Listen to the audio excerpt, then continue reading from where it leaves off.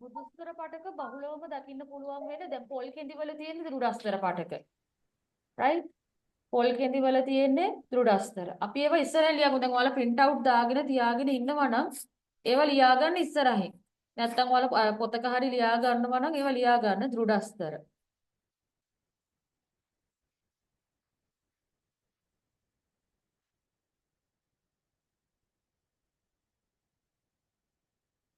ඊළඟට අපිට ද්විබීජ පත්‍ර නාරටි වල දකින්න පුළුවන් මොන වගේ පටකද? මෘදුස්තරද, ස්ථූල කෝණාස්තරද, ස්ථූල කෝණාස්තර. ද්විබීජ පත්‍රි ශාකවල තියෙන ස්ථූල කෝණාස්තර.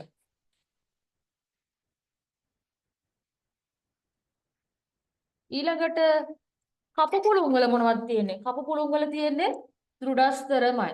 right? මතක ඇති ඒකේ තන්තු සෛලයි උපල සෛලයි කියලා අපි දෙකක් ගැන කතා කරනවානේ. මේක දෘಢස්තර. එහෙනම් පළතුරු වලට ආහාරය ගත හැකි කොටසේ තියෙන මොනවද? මෘදුස්තර. එහෙනම් උත්තරය ඇවිල්ලා කීයද? උත්තරය 4 මෘදුස්තර පටකය.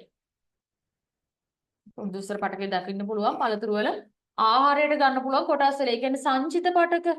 එහෙම නැත්නම් පළවල මාංශ කොටස්, බීජවල, පත්‍රවල, ඊළඟට මුලේ බාහිකයේ, ඊළඟට ශාක කන්දේ බාහිකයේ මජ්ජාය වගේ අපිට මෘදුස්තර පටකේ බලා ගන්න පුළුවන්. ඊළඟට දෘಢස්තර පටකයක ලක්ෂණ පිළිබඳ වැරදි වර්ණයක් වන්නේ මොකද්ද කියලා අහනවා. දෘಢස්තර පටකය ගත්තට පස්සේ දෘಢස්තර පටකයේ තියෙන එකේ වැරදි වර්ණයක් මොකද්ද කියලා අපෙන් අහනවා. වැරදි වර්ණයක්. වර්ණයක් කියන්නේ පිළිතුරක්. වැරදි එක මොකද්ද අහනවා. අජීවීද දෘಢස්තර පටකය අජීවී. මොකද අපි කතා කරන සරල ස්ථිර පටක තුනේ මෘදුස්තර, දෘಢස්තර, ස්ථූල කෝණාස්තර කියන තුන් දෙනාගේ අජීවී එකම කෙනා කවුද? දෘಢස්තර පටකය. මං ඇයි කියලා පැහැදිලි කරා. ඇයි දෘঢ়ස්තර පටකය අජීවී වෙන්නේ? එයාගේ සෛල බිත්තිවල මොනවද තියෙන්නේ? ලිග්නින් තැන්පත් වෙලා තියෙනවා. හරි ලිග්නින් තැන්පත් වෙලා තියෙනකොට එයා අජීවී වෙනවා. ඊළඟට සෛල එකිනෙකට ලංව පිහිටලා තියෙනවා. අන්තර් සෛලීය අවකාශ නැත. මොකක්ද එහෙනම් මේකේ වැරදි වර්ණය? අන්තර් සෛලීය අවකාශ නැහැ. ඒක හරි. ඊළඟට සෛල එකිනෙකට ලංවද පිහිටලා තියෙන්නේ නැත්නම් තදින් ඇසිරිලාද තියෙන්නේ? මොකද කියන්නේ? ලිග්නින් තැන්පත් වී ඇති කතාවත් හරිනේ. අජීවී කතාවත් හරි.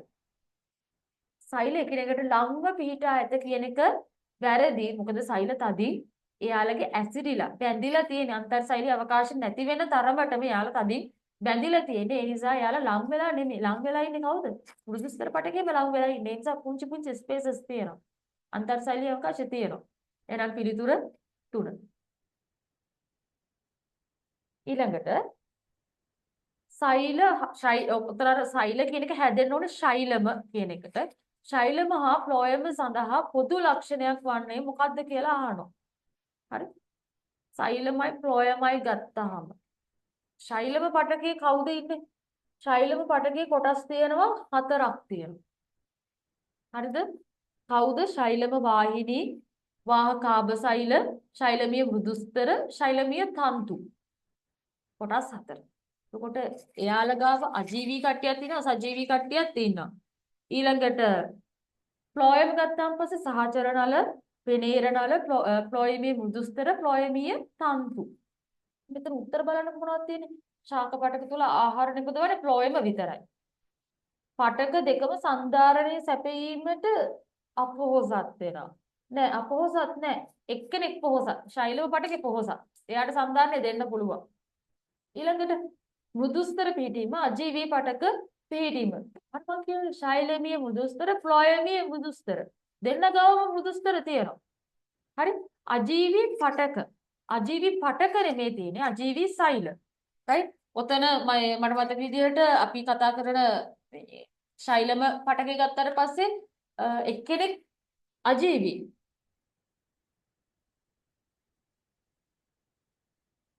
ශෛලමීය තන්තු අජීවී. එතකොට ශෛලමීය තන්තු කියලා කියන්නේ සෛලයක්. එයා පටකයක් නෙමෙයි. එහෙනම් ශෛලමයි ෆ්ලෝයමයි ඇතුලේ අජීවී පටක නැහැ. අජීවී සෛල තියෙන. එහෙනම් දෙවෙනි උත්තරෙත් වැරදි. එහෙනම් උත්තරේ කීයද? මෘදුස්තර පිහිටීම. right? මොනවා හරි ප්‍රශ්න තියෙනවද ඔය 7 වෙනි ප්‍රශ්නෙට එනකන් කට්ටියට? ප්‍රශ්න තියෙනවා නම් අහන්න.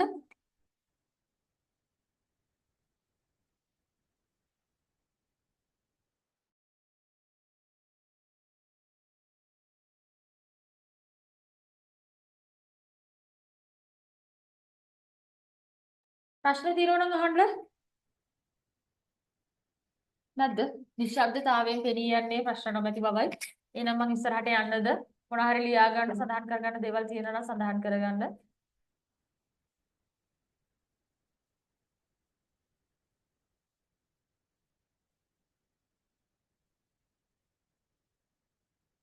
right. එහෙනම් අපි යමු ඊළඟ ප්‍රශ්න. right. පොඩි වෙලාවක් දෙන්නම් කරන්න බලන්න.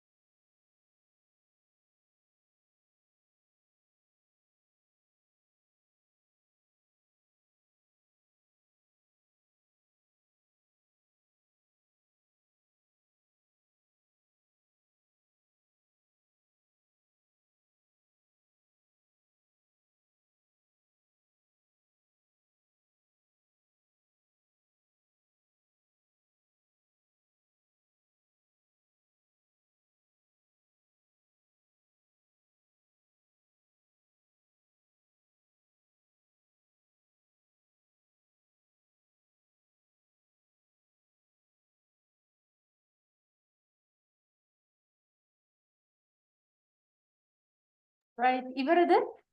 පහතින් දක්වා ඇති සත්ව පටකය මොකක්ද කියලා අහනවා. දැන් සත්ව පටක හතරක් තියෙනවනේ මොනවද? අපිච්ඡත පටකය, පේශි පටකය, ස්නායු පටකය.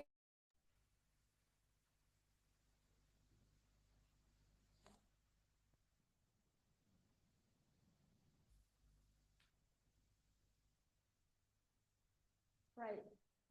දැන් ඔය තියෙන රූපේ තියෙන මොකද්ද? රතු පාටට තියෙනවා නේද? රතු රුධිරාණු ටිකක් නේ තියෙන්නේ අච්චුපතේ ওই රූපේ ওই විදිහටම තියෙනවා. එතකොට අපි කතා කරන සත්ත්ව පටක හතර දැන් මම දෙපාරක් තුන් පාරක්ම කිව්වා. මොනවද පටක හතර? පේශි පටකයයි, අපිච්ඡද පටකයයි, ස්නායු පටකයයි, සම්බන්ධක පටකයයි. එතකොට සම්බන්ධක පටක වර්ග දෙකක් ගැන කතා කරනවා. අස්ථි ආයේ අස්ථි පටකයයි රුධිර පටකයයි. එහෙනම් මේ තියෙන රතු රුධිරාණු දැන් රුධිර පටකය ගත්තන් පස්සේ ආයේ කොටස් දෙකයි දේහාණුයි රුධිර ප්ලාස්මයයි. ඒතොර රුධිර මේ දේහාණු ආයේ කොටස් තුනයි සුදු රුධිරාණු, රතු රුධිරාණු, රුධිර පට්ටික. එහෙනම් රතු රුධිරාණු තියෙන්නේ රුධිර දේහාණු වල රුධිර දේහාණු තියෙන්නේ කාගාවද රුධිර පටකේ ගාව. රුධිර පටකේ කියන්නේ කවුද? සම්බන්ධක පටකයක්. එහෙනම් උත්තරේ කීයද? හතරවෙනි උත්තරය. මොකද්ද? පහතින් දක්වා ඇති සත්ත්ව පටකය කවුද? සම්බන්ධක පටකයකි. right. එහෙනම් ස්නායු පටක හා අපිච්ඡද පටකවල කාර්ය දැක්වෙන නිවැරදි වර්ණය. මට මේකට උත්තරේ කියන්න බලන්න අරෝෂ. මොකක්ද උත්තරේ? අරමන්න කතා කරන්න කම්මැලි වගේ නම් chat එකට උත්තරේ අංක දැම්මත් කමක් නැහැ. ගෑනු ළමයි. විහාරා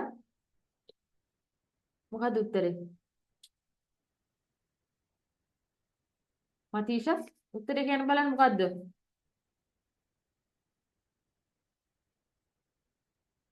සංකෝච අපිච්ඡද පටකයයි ස්නායු පටකයයි දීලා තියෙන. දැන් අපිච්ඡද පටකය ගත්තාන් පස්සේ අපි බර ලෝඩ් එක කෘත්‍ය කතා කරනවා. ශ්‍රාවී කෘත්‍ය, පෘෂ්ඨ ආස්තරණය වගේ. දැන් සංකෝචනය හා ඉහිල්වීමේ හැකියාව තියෙන්නේ ඇත්තටම කාගාවද? පේශි පටකේ ගාව. එහෙනම් ඒ උත්තරේ අයින් කරන්න. හරි.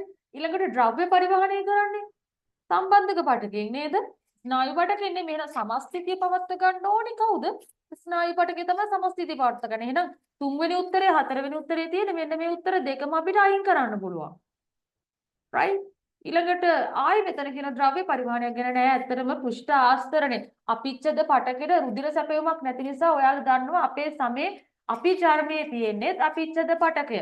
එතකොට පෘෂ්ඨ අභ්‍යන්තර ආරක්ෂාව වගේම බාහිර ආරක්ෂාව අපිට පෘෂ්ඨ ආස්තරණය කරනවා. ඒ දේවල් අපිට කාගෙන්ද හම්බෙන්නේ? අපිච්චද පටකෙන්. එහෙනම් උත්තරේ ඇවිල්ලා 3.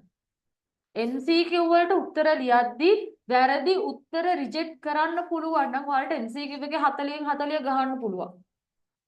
අපිට අපේ ළමයිට වර්ධින එකම තැන ඇවිල්ලා අපි අපේ කට හොයන කෙලිම හරි උත්තරේනේ. නෑ. ඉස්සෙල්ලා තර්ක කර අයින් කරන්න. MCQ එකේ තියෙන පළවෙනි කිව්වා. මේක දැන් දැක්ක ගමන් හරි මෙතනදී මේ කොටස නිසා මේක වැරදි. මම මේක අයින් කරනවා. ඉතුරු තුනෙන් ඊළඟට බලන්න.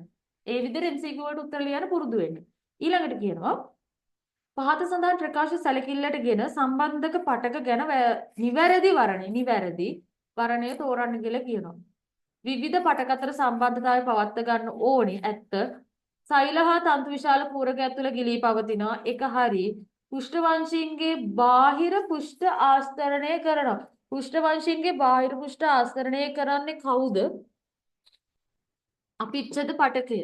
ඒක සම්බන්ධක පටකේ කාර්යයක් නෙමෙයි. සම්බන්ධක පටකේ තියෙන අතර බාහිර පෘෂ්ඨවල නේ අභ්‍යන්තර පෘෂ්ඨවල. එහෙනම් උත්තරය ඇවිල්ලා x y පමණි.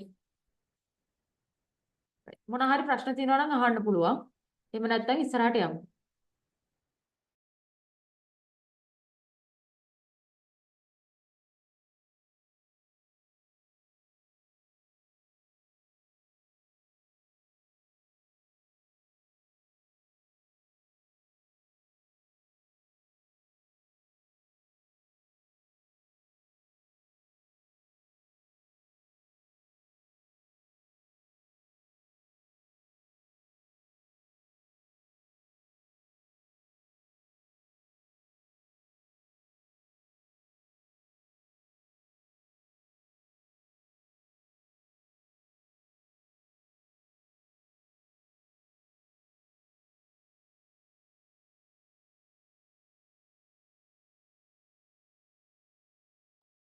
හරි එහෙනම් ඉස්සරහට යනවා.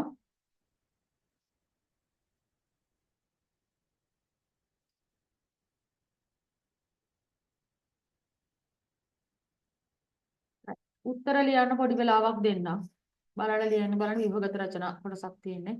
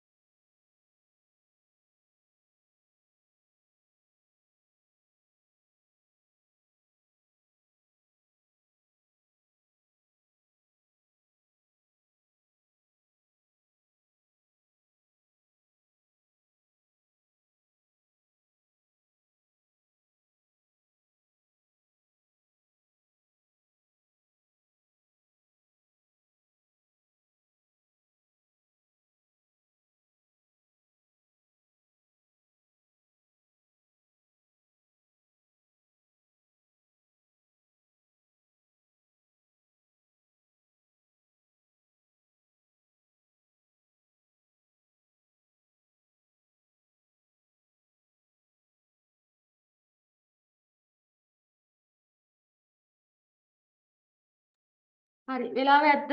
තව වෙලාව ඕනිද?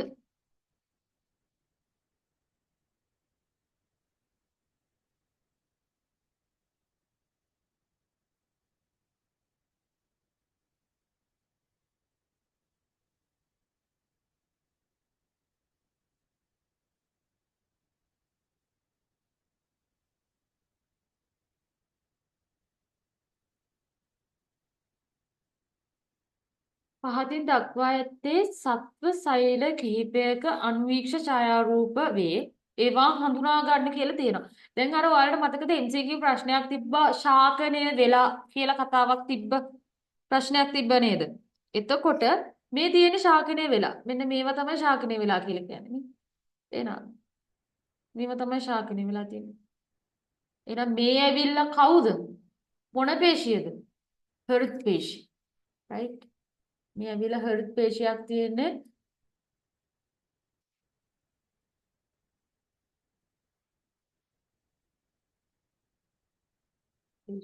මෙයා කවුද? නියුරෝනයක් නේද ඉන්නේ. නියුරෝනේ තියෙන්නේ කාගාවද? ස්නායු පටකය ගාව. ඔයාලට මේකේ කියලා නැහැ අපිට මේ පේශී පටක කියන්නේ පටකය රියන්නද නැත්නම් දක්වලා තියෙන නියුරෝනයක්ද නැත්නම් තියෙන හෘද පේශිද කියලා නැහැ. ඒ නිසා උත්තර දෙකම ලියා ගන්න. ස්නායු පටකය මොකද්ද තියෙන ස්නායු පටකයේ නියුරෝනයක්. එන්න ලියා ගන්න.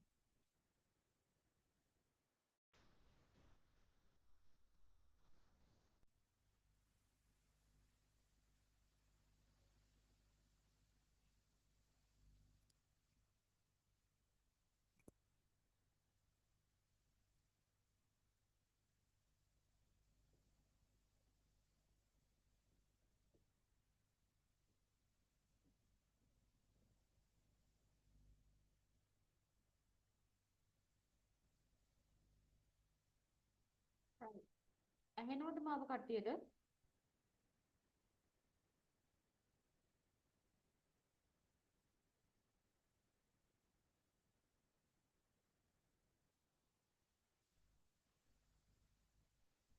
කට්ටියට මාව ඇහෙනවද?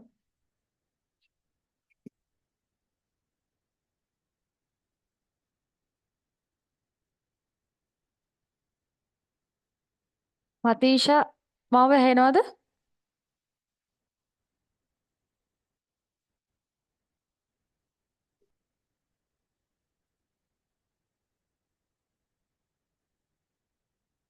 right. අපි යන් ඉස්සරහට පෘෂ්ඨවංශීන්ගේ ශරීරයේ පරිවහන කෘත්‍යයන් සඳහා ඉවහල් වන පටකය.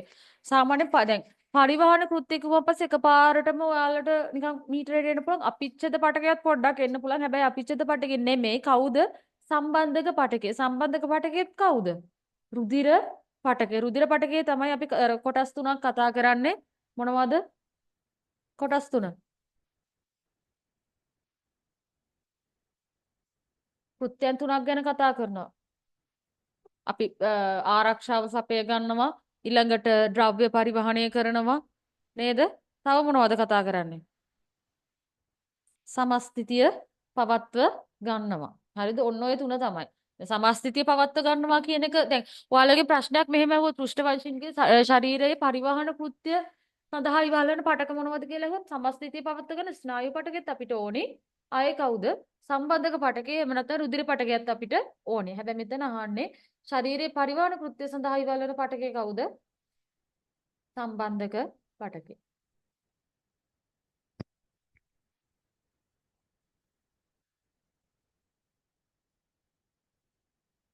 ඒකෙත්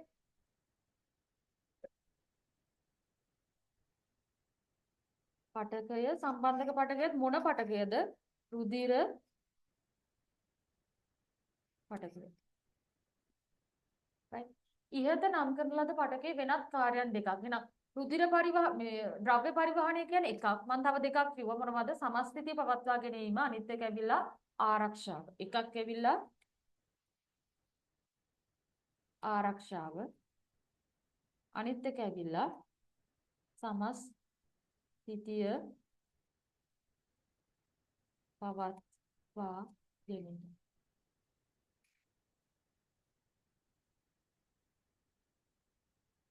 යමු ඊළඟ කොටසට.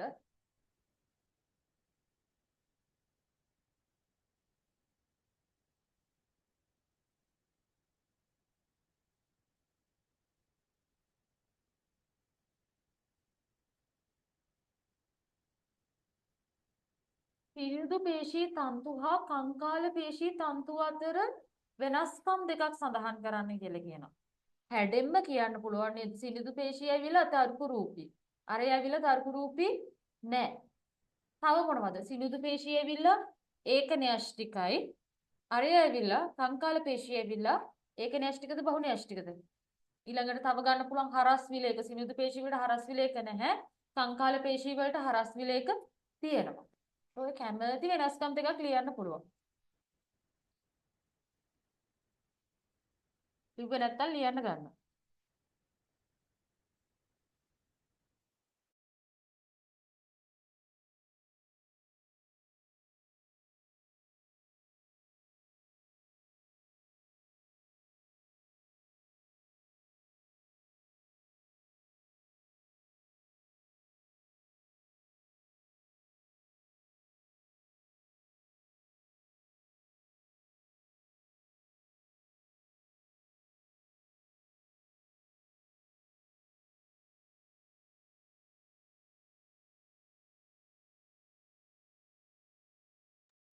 right ඊළඟට B පටකය හඳුනා ගැනීමට ටීචර් මට ඔව් පුතා කියන්න. ටීචර් කියන ඒවා පැහැදිලි නෑ ටීචර්. සිග්නල් කේස් එකක් ඇති. පැහැදිලි වෙන්නේ නැත්නම් ඒ නිසා වෙන්නේ නැති. දැන් මොනවා හරි මිස් වෙච්ච තැනක් තියෙනවා නම් මතීෂ ඔයාලට ආයේ රෙකෝඩින් එක බලන්න පුළුවන්. මම ලීක් එක දානවා. හරි. ඔය කියන්නේ මොකද මේ වැස්සත් එක්ක ඔයාලට ඇති සිග්නල් අවුල මටත් තිබ්බා මේ ඉස්සල්ලා මාව දෙපාරක් තුන් පාරක් මේ කට් වෙලා තමයි මමත් ආයේ ලොග් වුනේ. සාමාන්‍යයෙන් එහෙම එළියට යන්නේ නැහැ මාව මේ උනට අද තුන් හතර පාරක් මාව එළියට ගිහිල්ලා ඉවරලා මම ආයේ ලොග් වුනේ. ඒ නිසා ඔයාලට රෙකෝඩින් බලන්න පුළුවන්. මොනවා හරි දැන් මේ කරන දේත් එක්ක මිස් වෙච්ච තැනක් මොනවා හරි තියෙනවනම් ආයෙ ඔයාලට බලන්න පුළුවන්. ඒක ගැටලුවක් නැහැ. ඒකයි මම රෙකෝඩින් දාන්නේ. මොකද දැන් මම දන්නවනේ වැස්ස දවස්වල සාමාන්‍ය Zoom ක්ලාස් එකක් කරනවා කියන්නේ මේ හැම තැනටම එක වගේ සිග්නල් නැහැනේ. right. ආයෙ කියන්නම් ඇහුනේ නැත්තම් සිනිඳු පේශී තන්තු හා කංකාල පේශී තන්තු අතර තියෙන වෙනස්කම් අපි අහුවොත් හැඩය ගැන කියන්න පුළුවන් තර්ක රූපී නෑ. සිනිඳු පේශී තර්ක රූපී, කංකාල පේශී තර්ක රූපී නෑ. ඊළඟට හරස් විලේක සිනිඳු පේශී වලට නැහැ. කංකාල පේශී වලට හරස් විලේක තියෙනවා. මේ වගේ දේවල් ලියන්න පුළුවන්. ඊළඟට B පටකය හඳුනා ගැනීමට අවශ්‍ය වන ලක්ෂණයක් ලියා දක්වන්න. කවුද B? B මෙයා. B හඳුනා ගන්න කොහොමද පුළුවන්? ශාකණය වෙලා තියෙනවා. පේශී විශේෂ ලක්ෂණයක්. එයා තමයි එකම කෙනා ශාකණය වෙලා තියෙන. එහෙනම් ලියන්න පුළුවන් ශාකණය වී ඇත.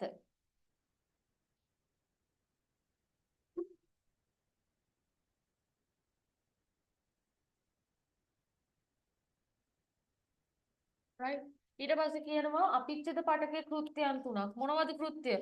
MCQ ටික බැලුවා නම් ලියන්න පුළුවන් මොනවද? පෘෂ්ඨ ආස්තරණය.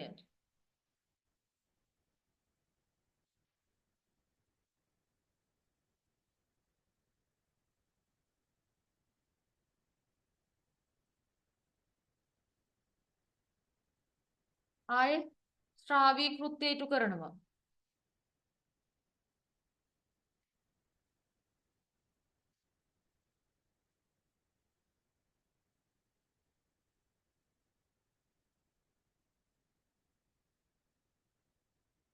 තව මොනවද? ශ්‍රාවී කෘත්‍ය ඉටු කරනවා පෘෂ්ඨ ආස්තරණය. තව ලියන්න පුළුවන් જાති මොනවද තියෙන්නේ? අවශෝෂක කෘත්‍ය ඉටු කරනවා.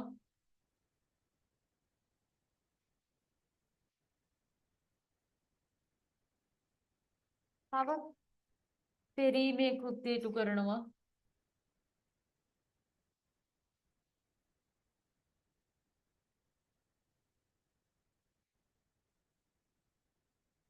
වගේ දේවල් ගන්න පුළුවන්. අවශ්‍ය දේවල් තියෙනවා නම් සඳහන් කරගන්න. මොනවා හරි ප්‍රශ්න තියෙනවා නම් අහන්න.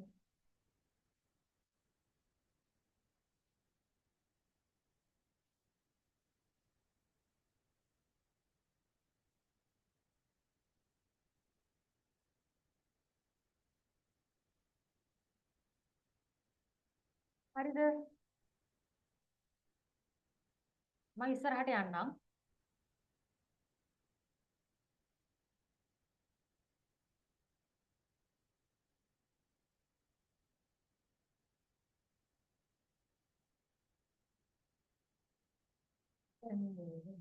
අරෝෂලගේ අයියා එහෙම ළඟ ඉන්නවනම් දැක්කම hina යයි මේ chart එක මේ විදිහට මෙයාලගේ O level paper එකේ තිබ්බා.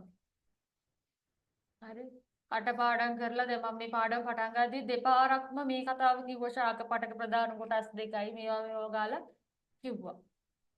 පොඩි වෙලාවක් දෙන්නම්. දැන් මම්ම කිව්වා තුන් පාරක් හරි දෙපාරක් හරි මේ ක්ලාස් එකේදී දැන් කිව්වා. ඔයාලා මේක ෆිල් කරන්න. ෆිල් කරලා ඉවරලා රෙසන් කරන්න. ටීචර් මං හදලා ඉවරයි කියලා කියන්නේ. පොඩි වෙලාවක් දෙන්න. ඉක්මන් කරලා පුරවන්න බලන්න.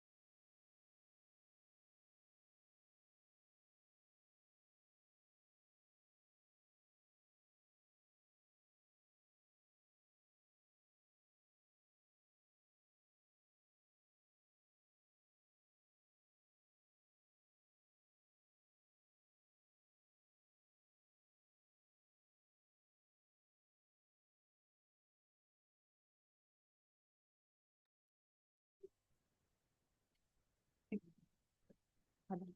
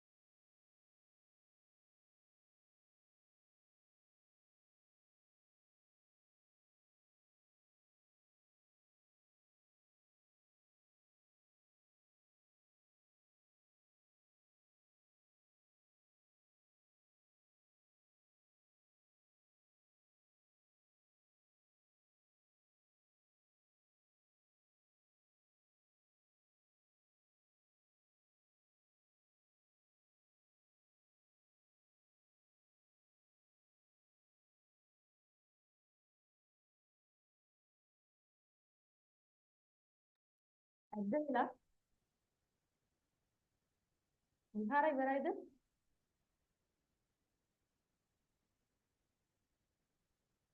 අරෝෂ සමෝදි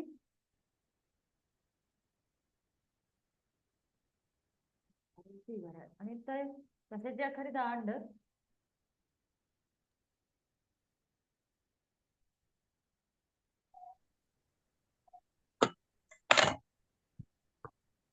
ඉවරයිද විහාර? ඔව් ටීචර්. මතීෂ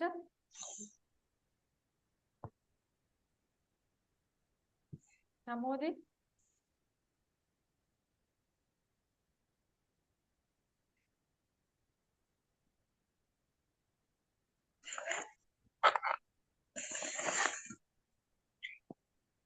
එහෙනම්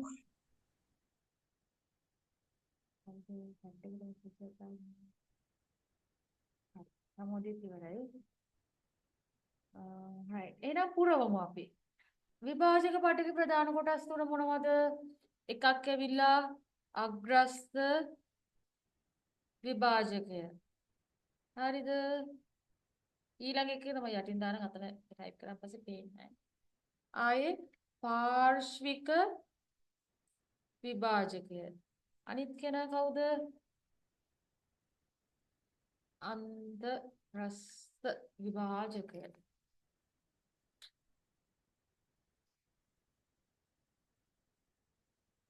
අන්තරස්ථ විභාජකය. right. ඊළඟට සරල ස්ථිර පටක 3යි කවුද 3 දෙනා? මෘදුස්තර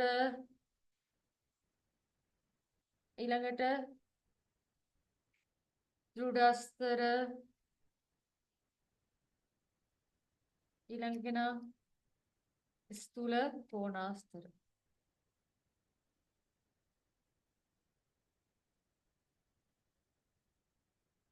right. ඊළඟට කියනවා සංකීර්ණ ස්ථිර පටක දෙකයි එකක් ඇවිල්ලා ශෛලම අනිත් කෙනා ඇවිල්ලා ෆ්ලෝයම. හරියට ලියලා තියෙනවා නම් හරි දාගන්න, වැරදියට ලියලා තියෙනවා නම් වැරදි අඩුපාඩු හදා ගන්න. ඊළඟට කියනවා විභාජක පටකවල ලක්ෂණ 3ක් සඳහන් කරන්න කියලා කියනවා. කියන්න බලන්න විභාජක පටකවල ලක්ෂණ 3ක් මොනවද තියෙන්නේ?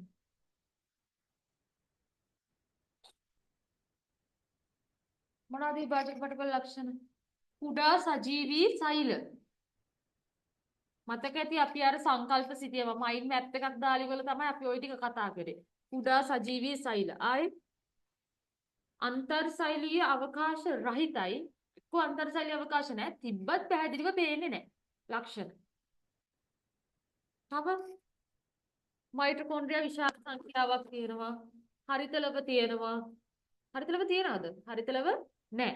හරිතලව නැත. මයිටොකොන්ඩ්‍රියා විශාල සංඛ්‍යාවක් තියෙනවා. කුඩා සජීවී සෛල අන්තර්සෛලීය අවකාශ රහිතයි. තිබ්බත් පැහැදිලි නැහැ. ඊළඟට කැපී පෙනෙන විශාල න්‍යෂ්ටි තියෙනවා. ඒ කැමති එකක් ලියන්න. 3ක් ලියන්න තියෙනවා. කැමති 3ක් ලියන්න. short and sweet විදිහට ලියන්න.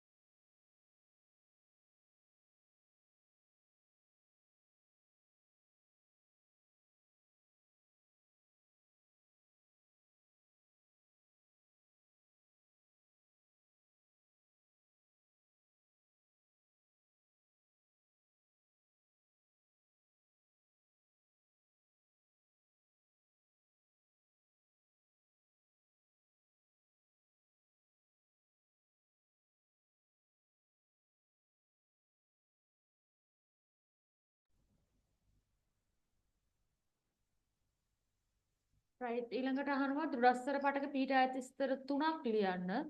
ශෛලම පටකවල කෘත්‍ය 2ක්. ඒ ප්‍රශ්න ටිකට ඉක්මනට උත්තර ලියමු.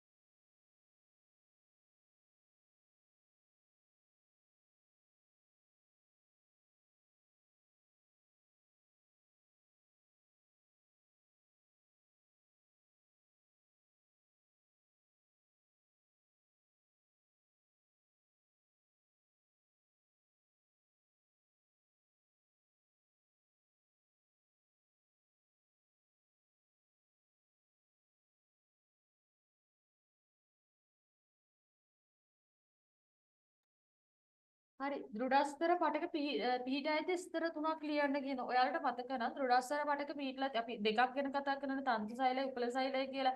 හැබැයි මෙතන අපිට එහෙම මේ කැටගරයිස් කරලා අපෙන් අහන්න නැහැ. වෙන් කරලා අහන්න නැහැ. තන්තු සෛල තියෙන තැන් උපල සෛල තියෙන තැන් මොනවද කියලා. එතකොට අර පොල් කෙන්ඩි හනකින්දි ඒ වගේ ලියාගන්න පළවල අභ්‍යන්තර ආවරණේ බීජ ආවරණේ විස්තර ටිකක් ලියා ගන්න පුළුවන්. ඊළඟට අහනවා ශෛලම් පටකවල කෘත්‍ය. හරි. දැන් මේ පේපර් එක කරලා යනවා කියන්නේ ඔයාලට මේ පාඩම නිකන් කටපාඩම් තියෙන වගේ ඕනේ. දැන් එකම දෙන්නේ මේ අහන්නේ. ශෛලම් පටකවල කෘත්‍ය මොනවද තියෙන්නේ? ජලය පරිවහනය කරනවා. අනිත් එක විලා සංධාරණය සපයනවා. ওই දෙක විතරයි.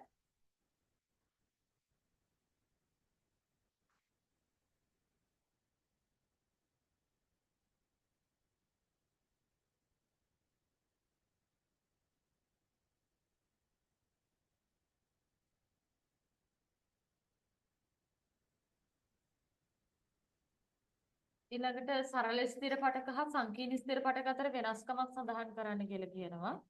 වෙනස්කම මොකද්ද? සරල ස්ථිර පටක හැදිලා තියෙන්නේ කොහොමද? සංකීර්ණ ස්ථිර පටක හැදිලා තියෙන්නේ කොහොමද? එකම වර්ගයේ සෛල වලින් හැදිලා තියෙනවා නම් අපි කියන සරල ස්ථිර පටක කියලා.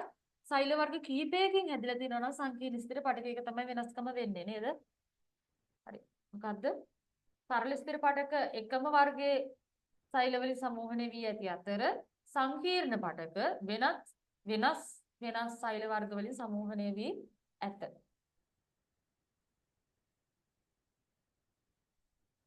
එක හා දෙක වෙන් කර හඳුනා ගැනීමට ලක්ෂණයන් ලියන්න. 1 2 කො 1 2 කියලා කියන්නේ ස්ථූල කෝණාස්තර පටකයයි. නෑ එහෙම ගන්න බෑ ප්‍රශ්නේ නේද 1 2 මොකක්ද මේ ප්‍රශ්නේ 1 හා 2 වෙන් කර 1 හා 2 එක ඔයාලා ලියලා තියෙන විදිහට ගන්න. දැන් මම ටයිප් කරේ අතර මෘදුස්තර පටකයයි දුරස්තර පටකයයි කියලානේ. එතකොට දෙන්න ඇවිල්ලා අජීවී කියලා ගන්න පුළුවන්. ඊළඟට අන්තර්සාලීය අවකාශ දුරස්තර වල නැහැ මෘදුස්තර වල තියෙනවා. දැන් ඔයාලගේ 1 2 කියලා කියන ස්ථූල කෝණාස්තරයි මෘදුස්තරයි නම් ගන්න පුළුවන්. මේ ස්ථූල කෝණාස්තර වල සෛල බිත්තිය කොනක් ඝන වෙලා තියෙනවා. ඒ වගේ ලක්ෂණ ගන්න පුළුවන්. හොඳට මතක තියාගන්න මේ වගේ තැන්වල ලක්ෂණ ලියද්දී ඔයාලට ඇහැට පේන දේවල් ලියන්න. අජීවී සජීවී ලියන්න බෑ. මොකද අපිට අජීවී සජීවී බව ඇහැට දකින්න බෑ. රූපසටහනේ පේන්න තියෙන දේවල් වලින් ඔයාලා වෙනස්කම් ලියන්න ගන්න. විනාඩියකින් කට් වෙයි ආයෙ ලොග් වෙන්න. තව ටිකයි තියෙන රචනා ප්‍රශ්න සාකච්ඡා කරලා පස්සේ අපිට මේ පාඩමේ රිවිෂන් එක ඉවරයි සම්පූර්ණයෙන්. තව පාඩම් දෙකක තියෙනවා රිවිෂන් එක කරගන්න.